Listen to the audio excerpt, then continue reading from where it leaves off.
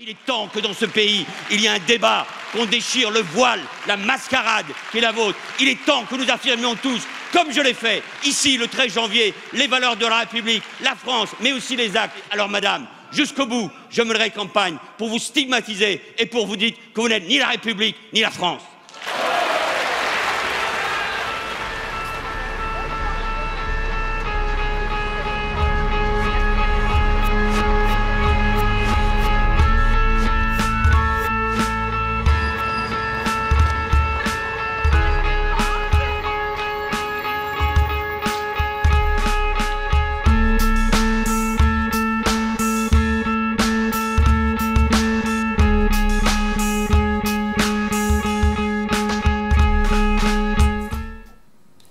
Bienvenue chez moi, la République. Alors, depuis que je me suis lancé dans cette aventure en vidéo, la République est le thème que j'ai en tête. Donc cette vidéo sera peut-être un poil plus longue que les autres. Il n'y a en effet aucun autre mot ou expression qui soit à ce point dévoyé de son sens. Et plus on entend en parler de la République, moins on la trouve. Il y a même un dégoût contemporain pour la République qui excède très largement le petit cercle des monarchistes qui parlent d'elle en termes de gueuse. Mais la République, entre guillemets, dont parlent les uns et les autres, aussi bien les monarchistes que les déçus de la dernière heure, c'est un environnement socio-culturel qui s'est opposé frontalement à l'ordre ancien. Et comme il n'est pas dans les habitudes de la modernité d'assumer les têtes qu'elle contracte, quand la République s'est clairement inspirée de ce qui l'a précédé, elle n'a jamais eu l'honnêteté de le reconnaître. Si bien que le courant monarchiste prône aujourd'hui un retour à l'original et la destruction de la pâle copie prétendue maçonnique. Quant aux républicains désabusés, nous allons voir qu'ils étaient voués à être cocus. Alors tout d'abord, et comme de coutume, je vais m'attacher au sens originel des mots, histoire de voir ce qui se cache derrière la canne que l'on nous vend.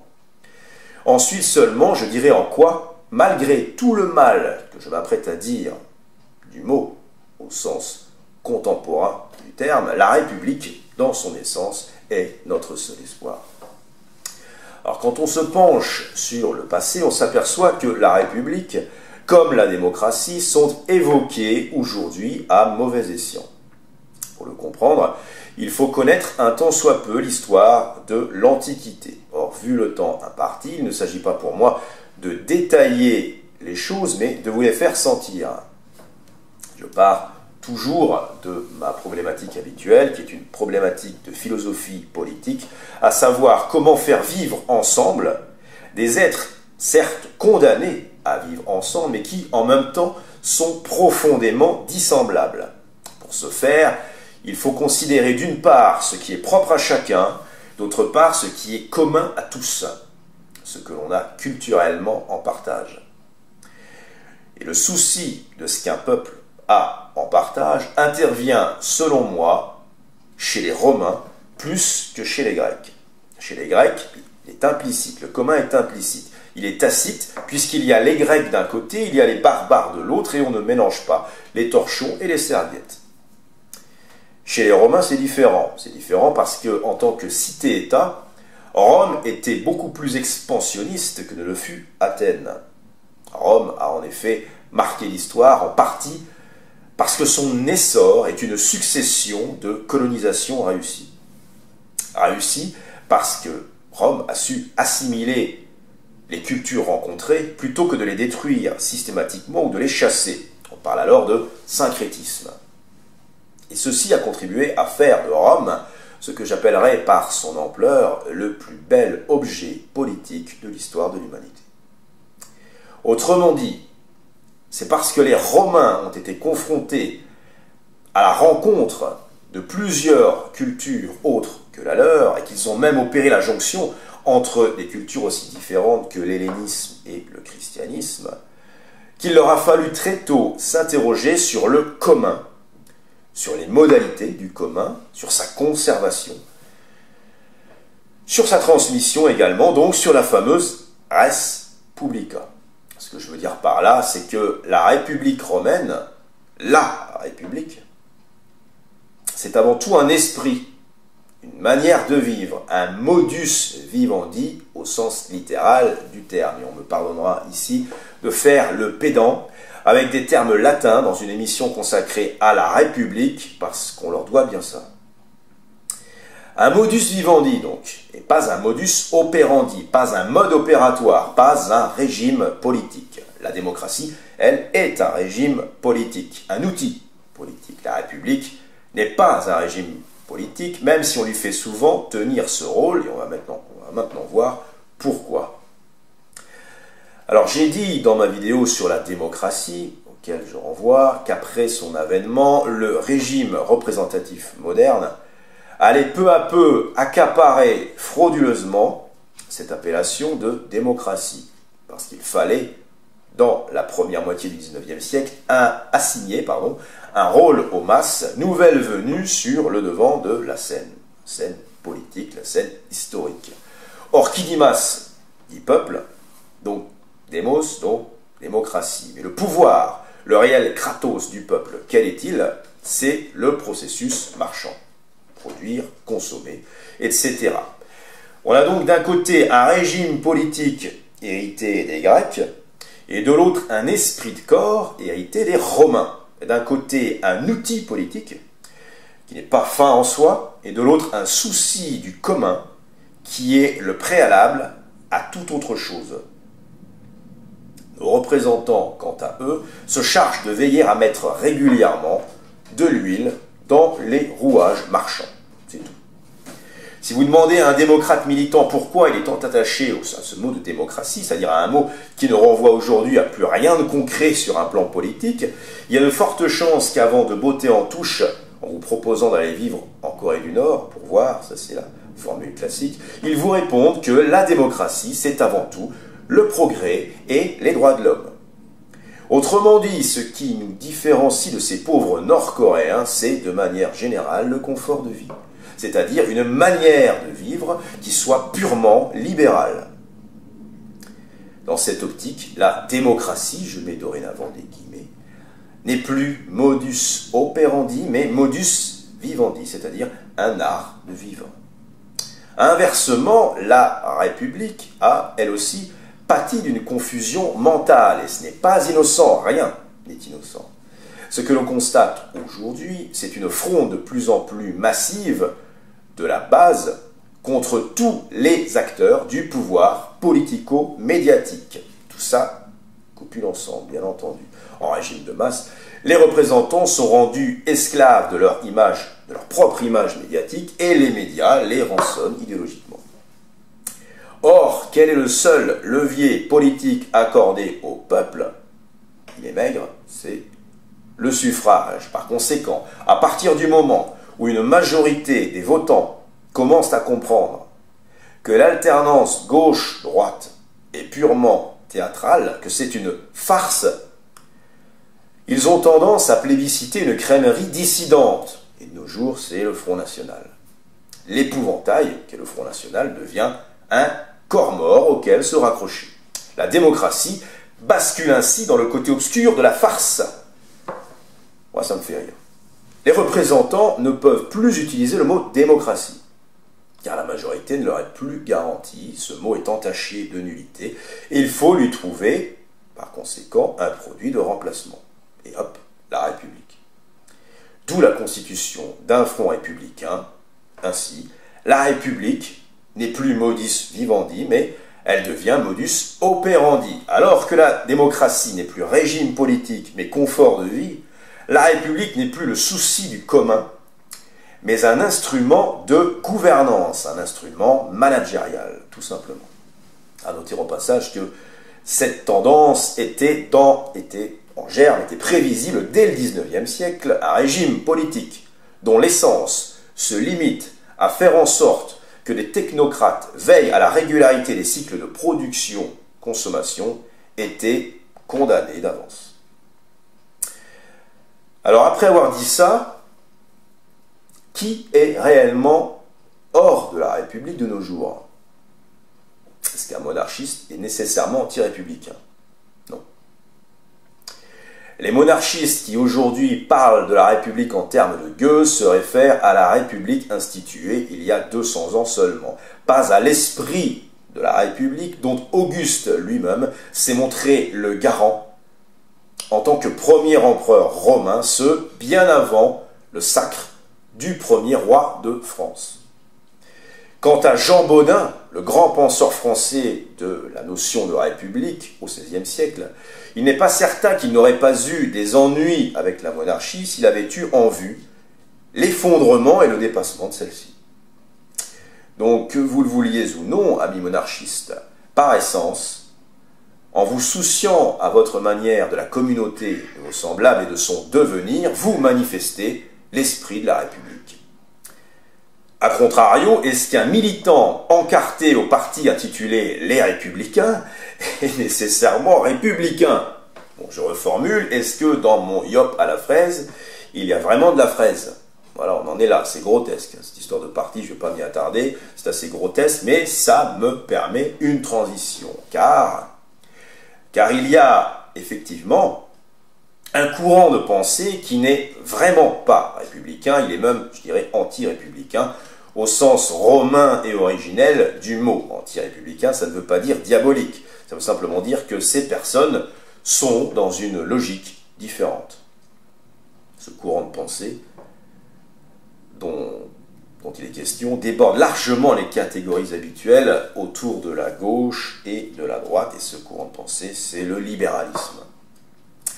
Par libéralisme, voilà ce que j'entends, est libéral au sens contemporain du terme tout ce qui se rapporte à l'individu spontané et ayant droit. C'est fondamental, je répète, est libéral au sens contemporain du terme tout ce qui se rapporte à l'individu spontané et ayant droit. Spontané, c'est-à-dire non enraciné et dégagé de toute dette à l'égard de sa communauté d'appartenance, de la communauté qu'il a vu naître. Pour le libéralisme, la res publica vient fatalement en second, et parfois simplement pour que l'individu en tire davantage, d'où le rôle des lobbies. Il y a en quelque sorte un libéralisme de droite et un libéralisme de gauche. Alors là, je grossis le trait. Chacun demeurant attaché à sa manière au dogme, ça c'est important, au dogme de la célèbre main invisible. Pour certains, les rapports économiques se régulent spontanément entre les êtres, sans intervention de l'État, si ce n'est dans le souci de sécuriser les patrimoines. Pour d'autres, les rapports identitaires se régulent spontanément entre les êtres sans intervention de l'État, si ce n'est pour promouvoir l'indistinction et le relativisme culturel. Les deux tendances se retrouvent néanmoins autour de la détestation commune de toute idée de frontière qui bride le libre choix des individus. Cette distinction, il faut le dire, entre le libéralisme et le courant républicain est quelque chose de parfaitement assumé outre-Atlantique. Et cette distinction ne coïncide en rien d'ailleurs avec le partage entre parti démocrate et parti républicain. En France, la même distinction existe, elle est universelle. Mais comme beaucoup de choses, elle est maintenue obscure afin de garantir la logique des partis et se prémunir contre ce que aujourd'hui vous entendez sur Internet comme étant du confusionnisme, je crois que c'est le mot, entre gauche et droite. Et de la même manière qu'il y a des libéraux de gauche et des libéraux de droite, il y a des républicains de gauche, il y a des républicains de droite. Alors pour finir, parce qu'il faut conclure, j'aimerais conclure en disant quelques mots sur le sujet hypocrite par excellence, celui des fameuses valeurs de la République, les valeurs cachées. Celles-ci ne sont jamais énumérées, et pour cause, l'autoproclamé Front républicain regroupe des gens qui, à la base, n'ont pas entre eux les mêmes valeurs, si ce n'est, je le disais, le libéralisme et la dissolution progressive de la nation dans le marché européen, au nom même du libéralisme économique et politique. Peu importe, plus c'est gros, plus ça passe, et voilà Manuel Valls promu héros de la République, comme dans notre générique. Alors je m'arrête sur le cas Valls, car Valls est édifiant. Manuel Valls est de ceux qui enfoncent l'idée de république à mesure qu'ils s'en réclament. Et je vais vous donner deux exemples récents. Le premier, c'est quand il a dit, je le cite, « Sans les Juifs de France, la France ne serait pas la France ».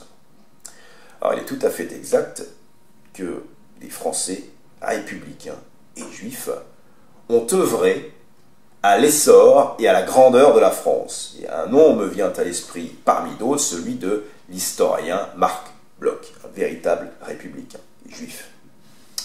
Et si ce n'est pas déjà fait, lisez sa biographie, vous verrez, c'est très émouvant et c'est très vivifiant, je vous le conseille chaudement. Mais Manuel Valls, lui, fait référence à des Juifs de France. Et ça, d'un point de vue libéral, ça s'entend très bien. Mais d'un point de vue républicain, c'est un non-sens. D'un point de vue républicain, des Français juifs, ok, je viens d'en parler, bien entendu. Mais des Juifs de France, qu'est-ce que c'est, Manuel Valls? Des Juifs de France, c'est tout simplement des touristes israéliens. Deuxième exemple sur la déchéance de nationalité. Alors Manuel Valls prétend ne pas pouvoir créer des apatrides. Pourtant, un libéral qu'il est, ne devrait pas être opposé à cela, étant donné qu'en l'occurrence, l'individu est rendu à sa chère liberté. Seulement pour certains libéraux, l'individu est non seulement un ingrat, c'est aussi un ayant droit. Sur ce dossier de la d'échéance de nationalité, dans l'optique républicaine, l'individu rendu apatride se voit tout simplement infliger la pire des sentences, c'est-à-dire le rejet de sa communauté, en retour du pire des crimes, à savoir une déclaration de guerre contre cette communauté. Le refus du statut d'apatride est un aveu. Même un libéral comme Manuel Valls finit par admettre qu'un individu n'est rien sans sa communauté d'appartenance. Le Français juif n'est rien sans la France, le Juif de France, lui, n'est rien sans les Juifs. Il y a enfin un sujet de discorde pour certains républicains, de gauche notamment, le fait de parler de valeurs au lieu de principes. Ça, dans le milieu, c'est le gros débat du moment. Et pourquoi? Parce qu'un principe républicain renvoie à une origine commune, principium, le commencement en latin. Tandis qu'une valeur républicaine renvoie davantage à l'idée d'une finalité commune. Ça leur pose problème, et ça peut se comprendre tout à fait parce que trop de finalités communes risquent finalement d'empêcher l'essor de l'individu et de produire une communauté totalement close. Et dans le schéma républicain, l'individu importe beaucoup. Il ne s'agit pas de revenir là-dessus. Mais contrairement à l'individu libéral qui est antécédent à toute idée de communauté, donc qui est déraciné, ne se sent aucune dette, l'individu républicain, lui, est le produit de la sienne. Et il l'assume, ce qui ne l'empêche pas pour autant de se réaliser en tant qu'individu, de vouloir se réaliser en tant qu'individu. Alors finalement, comment pourrions-nous énoncer le précepte républicain? Alors je proposerai la chose suivante que j'ai déjà formulée dans mon bouquin, qui consiste à dire que, en tant que républicain, je m'adresse à mes enfants en leur disant ceci. Vous êtes les éléments singuliers d'un tout qui vous a précédé, qui vous survivra. En tant qu'élément, vous devez prendre soin de ce tout, et en tant que singulier, vous avez le devoir de donner le meilleur de vous-même. Ben voilà, la République. Je vous remercie.